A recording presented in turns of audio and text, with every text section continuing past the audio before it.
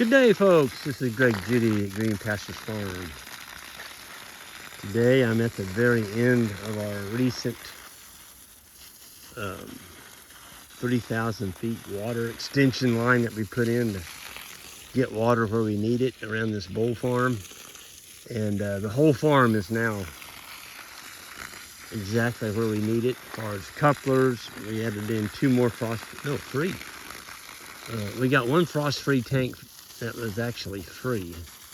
It was already installed but didn't have any supply line to it because it was hooked onto a pond up here that we did not get. It was part of that 10 acres where that new house is being built over there. Anyway, so we just cut the line that was going to the pond, put a cap on his end, and then we just hooked this line right into our line. And that went down this valley over here to a frost-free tank and a hydrant. So, and a concrete pad. It was already there, so that's pretty cool. Anyway, I'm getting the air out of the line. I'm at the very end now, and yeah. Every now and then you still feel the hose jumping. It's got just a little bit of air left in it. Yep, still. You got to get all the air out. If you don't, it kind of plays with your mind because you go to that meter, and that meter's kind of jumping around on the gallons, and you want to get this. Once you get all the air bubbles out of the whole line, you can't put in 3,000 feet and not have some air. And we thought we had it all out, but this coupling.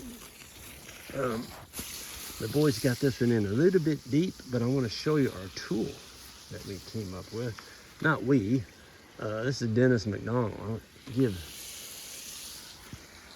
credit where credit is due. Check this out. So it's way down. It's never going to freeze.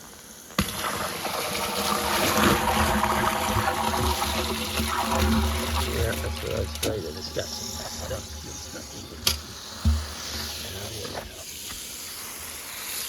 Some dirt stuff in that coupler.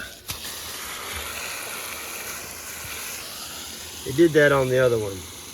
I had to keep pushing in and out, and it finally worked all the grass and debris out of the coupler. I can still feel it jerking. I'm getting a lake bit. I'm gonna go over this way. There we go. Use gravity, get it away from me, down to here.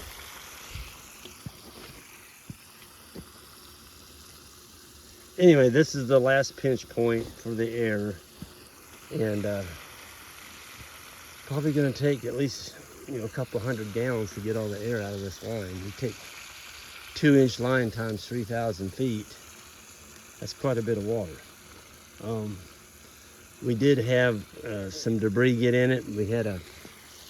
We didn't know it. We put it in we were working in the dark, and anyway, just one of those things that happens. The pipe, when it was put in the trench, was not connected.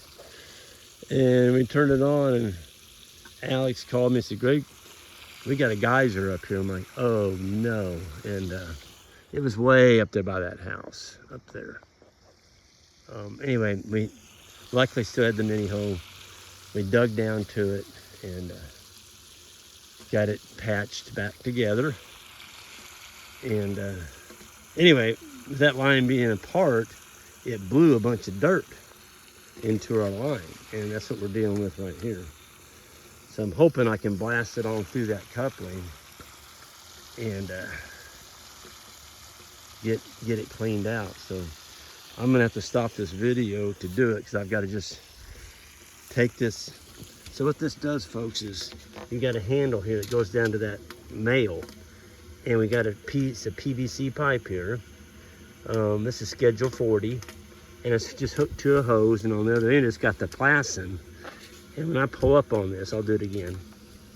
Yeah, it's still got stuff in the coupling.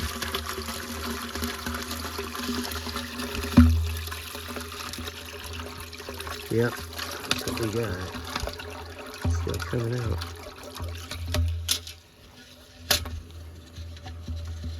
I'm gonna keep doing this, just pushing down on it. That's what I did with the other one. It had some grass in it. This is pretty cool. This is my release. It's tied down to that finger on your male. And so you can have a deep coupling and it's no problem. If you got this PVC pipe, it's stiff, you can work it from up here on top. You don't have to be sticking your arm down in there. So thank you, Dennis McDonald, for coming up with this. And it's just a simple design. It's just a wire tied to the release down there. You don't have to reach your arm down in there. So anyway, that's what we got. I'm gonna get off of here and see if I can keep working that coupling. I just gotta show you this. Isn't this beautiful? I still had my breath taken away when I look over this property to think that Jan and I really could buy this. There's the bulls way over there on Doug and Joanna's farm. I'll see if I can zero in on them. There they are. We've got 7 more days over there, and we're gonna be coming through here. And then we'll come back to Doug's in January, somewhere in that time period. And right now we're moving this fence over here. So the fence on our north side is not on the line. It's over on us about 15 feet. And the previous landowner, that's where he put it. But when we had it surveyed, the survey markers are in the middle of that old road over there. And so the boys are taking the fence up as I'm speaking. We're gonna take a chainsaw. There's not too much in the middle of the old road. There's a few trees. But we're gonna cut all that out of there, get the brush out, and then I'm gonna brush hog it to clean off all the multiple rose bushes and such. And then we're gonna set a new corner over there on the line and just run a new fence all the way up through there. What that's gonna do for us, it's gonna give us a lot of shade. And it's also gonna give us a little bit more, well, not a little bit, 15 feet times almost a mile long. That's a lot of ground that we bought it. We're not getting to use it. So that's where it's at, folks. Y'all have a good one, and we'll see y'all next time.